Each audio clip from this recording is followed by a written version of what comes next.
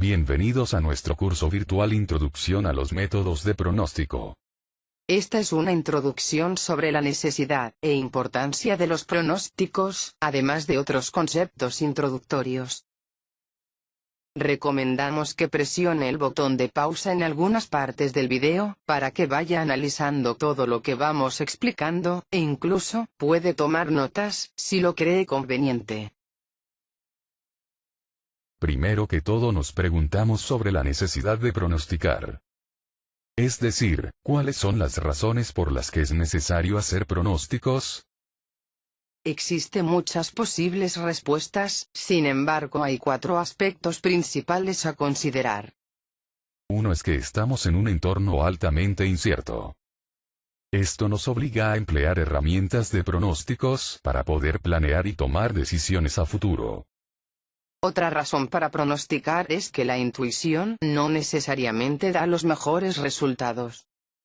No es que haya que descartar por completo la intuición, pero la intuición no nos ofrece un análisis científico o formal de las condiciones que se presentan para tomar una decisión.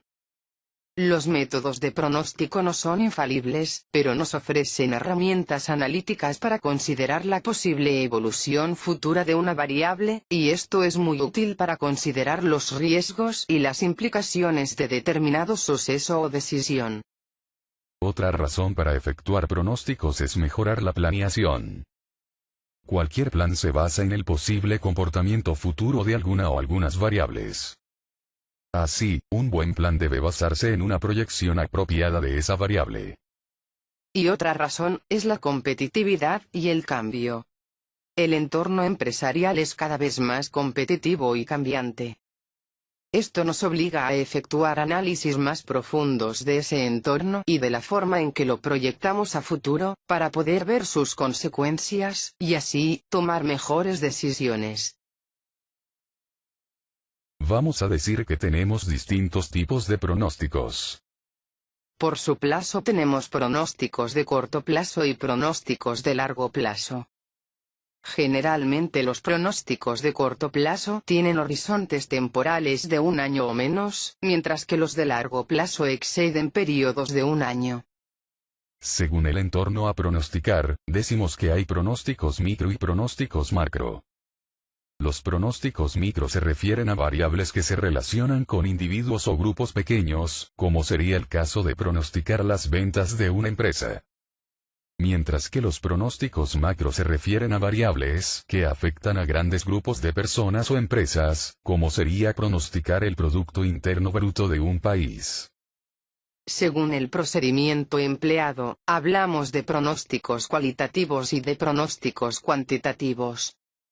Los pronósticos cualitativos se basan, generalmente, en criterios de expertos, ya que se trata de pronosticar variables sobre las que no se posee suficiente o adecuada información cuantitativa, como cuando se hace un pronóstico tecnológico.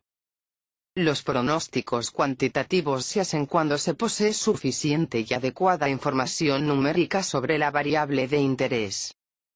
En este curso nos vamos a concentrar en los pronósticos cuantitativos, sin embargo seguiremos considerando valiosos a los criterios o juicios que los expertos puedan hacer.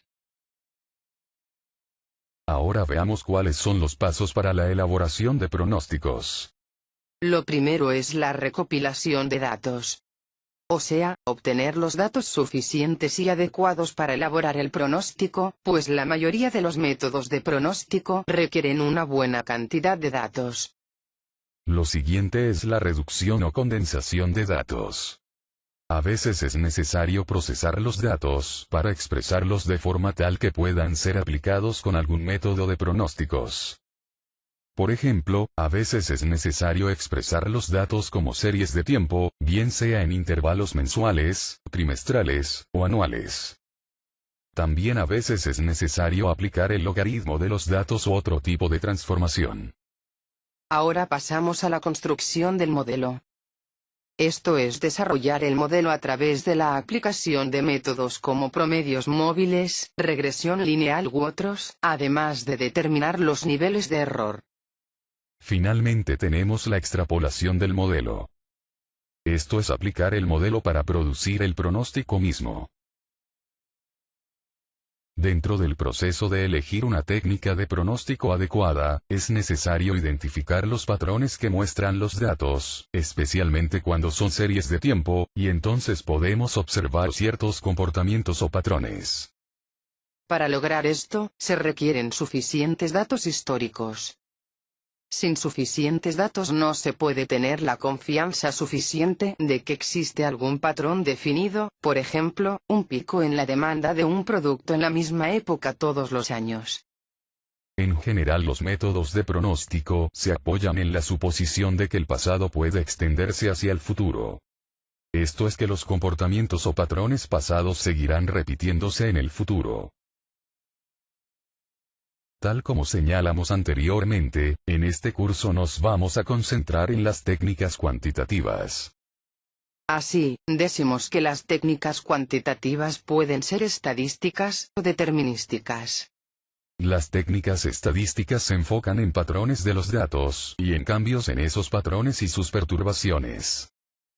Por otro lado, las técnicas determinísticas son de tipo causal, es decir, establecen relaciones entre la variable a pronosticar y otras variables que la determinan o explican. En este curso vamos a ver un poco de ambos tipos de técnicas. Con relación a las técnicas cuantitativas estadísticas se presentan dos enfoques básicos.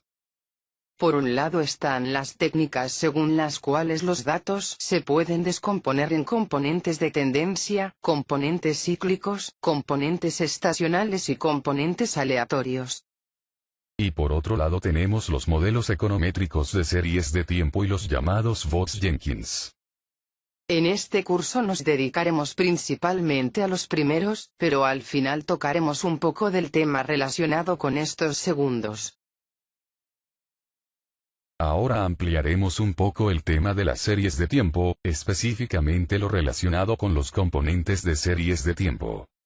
Primero, vamos a decir que una serie de tiempo consta de datos que se reúnen, registran u observan sobre incrementos sucesivos de tiempo.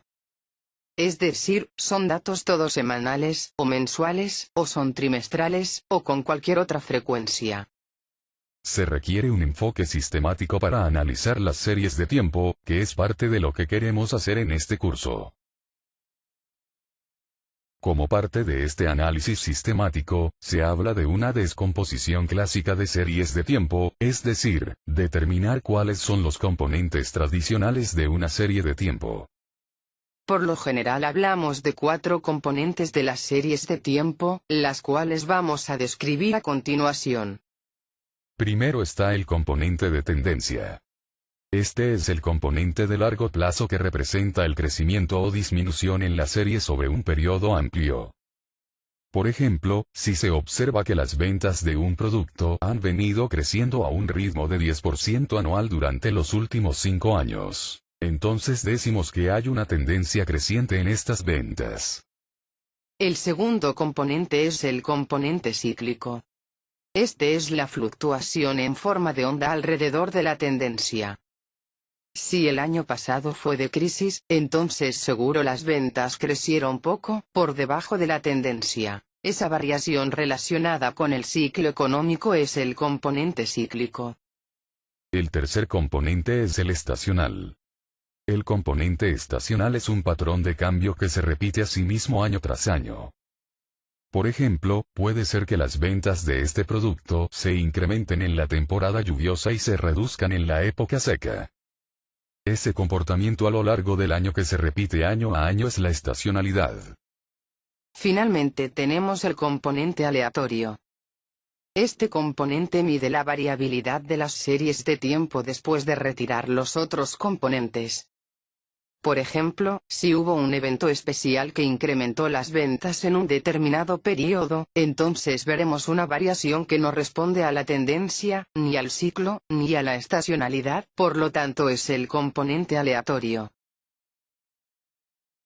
A seleccionar una técnica de pronóstico es muy útil conocer el patrón que siguen los datos. Por ejemplo, a veces tenemos datos estacionarios. En estos casos, una posibilidad es que las fuerzas que generan la serie se han estabilizado y el medio permanece relativamente sin cambios, por tanto no se observa una marcada tendencia. También podemos tener una serie estacionaria, cuando la serie se puede transformar en una serie estable. O bien, cuando la serie es un conjunto de errores de pronóstico de una técnica de pronóstico que se considera adecuada. Ahora bien, a veces tenemos datos con tendencia. Estos se dan cuando los datos corresponden a una variable que se relaciona con una productividad creciente y una nueva tecnología que produce cambios en la productividad. También, cuando el incremento de la población eleva la demanda por productos. También puede ser cuando el poder de compra se afecta por la inflación. O bien, cuando aumenta la aceptación en el mercado de un producto. Hablamos de series estacionales cuando el clima influye en la variable de interés. El año calendario influye en la variable. Este es el caso de la demanda de bienes como paraguas, juguetes, útiles escolares, entre muchos otros. También, tenemos series cíclicas cuando el ciclo del negocio influye sobre la variable. Cuando hay cambios en el gusto popular, como las modas. Cuando hay cambios en la población. O bien, cuando influyen los cambios en el ciclo de vida del producto. Agradecemos su participación en este curso virtual y le invitamos a participar activamente en los foros y a realizar los ejercicios para obtener una mejor comprensión de estos temas. Visite www.auladeeconomia.com y vea nuestra oferta de cursos en línea sobre temas como finanzas, economía, recursos humanos, mercadeo, servicio al cliente, gestión de calidad, entre muchos otros. Escriba a info@auladeeconomia.com o llámenos al 506 22 26 82 72.